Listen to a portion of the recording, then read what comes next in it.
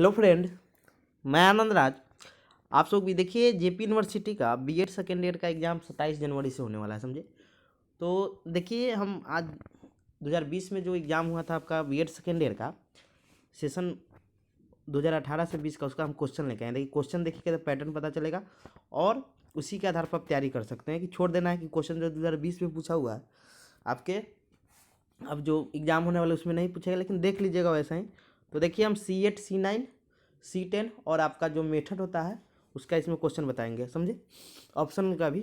तो आइए देखिए पहला क्वेश्चन है, 5 क्वेश्चन आपका हो गया कोर्स 8 का, जो आपके यहाँ लिखा हुआ है, जो आपका नॉलेज एंड करिकुलम है उसका क्वेश्चन है। देखिए यूनिट 1 में आपका क्वेश्चन है कि जानना क्या है सूचना ज्ञान कौशल तथा विश्वास में अंतर स्पष्ट करें, समझे। दूसरा क्वेश्चन है कि ज्ञान के विभिन्न पहलुओं और उनके संबंध का वर्णन करें।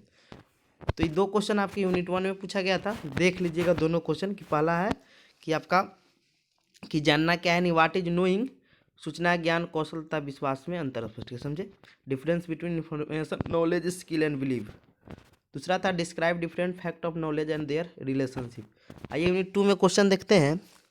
यूनिट 2 में आपका क्वेश्चन है कि भारत में राष्ट्रीय विद्यालय पाठ्यक्रम में सम्मिलित ज्ञान के रूप का वर्णन करें, समझे।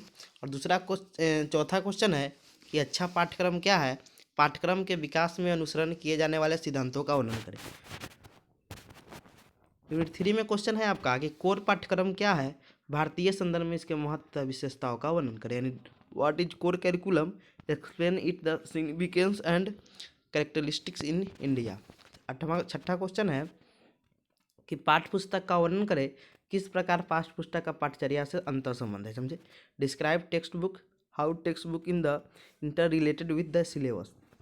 यूनिट 4 में आपका क्वेश्चन है कि सामाजिक सांस्कृतिक और आर्थिक विविधता किस प्रकार पाठचर्या विकास के निर्धारक के रूप में कार्य करती है, चर्चा करें, समझे। और 8वां क्वेश्चन है कि उचित उदाहरण के साथ पाठ्यक्रम विकास के विभिन्न विचारार्थ विषयों का वर्णन करें। आइए अब यूनिट 5 में आते हैं। क्वेश्चन है कि पाठ्य सामग्री से आप क्या समझते हैं, शिक्षक की विवरण पुस्तिका, स्रोत पुस्तिका तथा कार्य पुस्तिका की उपयोगिता का वर्णन करें। 10वां क्वेश्चन है कि पाठ्यक्रम विकास के उपागम क्या है, पाठ्यक्रम विकास के व्यवहारवादी तथा रचनावादी उपागम की मुख्य विशेषताओं का वर्णन करें। तो ये आपका क्वेश्चन हो गया C8 का, समझे। अब देखिए एक और चीज़ बताते हैं, C8 का हम क्वेश्चन VBI कर दिए, समझे। आप जाइएगा चैनल पर लिखिएगा तो आपको मिल जाएगा। अब आइए C9 का क्वेश्चन लेके आए हैं। C9 में क्वेश्चन है आपका पहला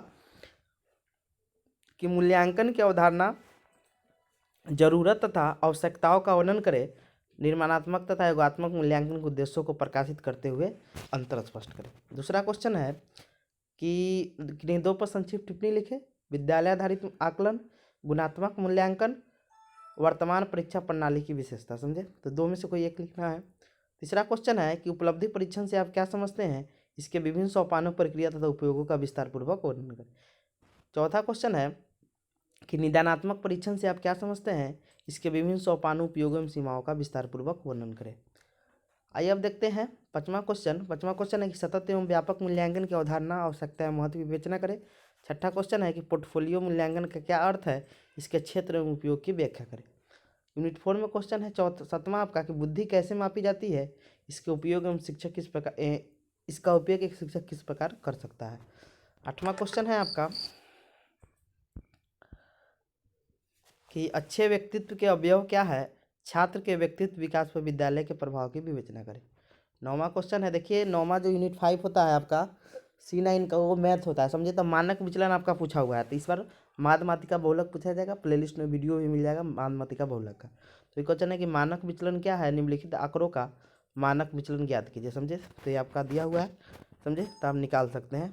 10वां क्वेश्चन है कि निम्नलिखित किन्हीं दो पर संक्षिप्त टिप्पणी लिखे। पहला है समान संभाव वर्ग, दूसरा है आयत चित्र का निर्माण, तीसरा का है आपको मध्याह्न का उपयोग, समझे। तो ये देख लीजिएगा, क्वेश्चन आपको लिखना है। आइए अब देखते हैं C10 जो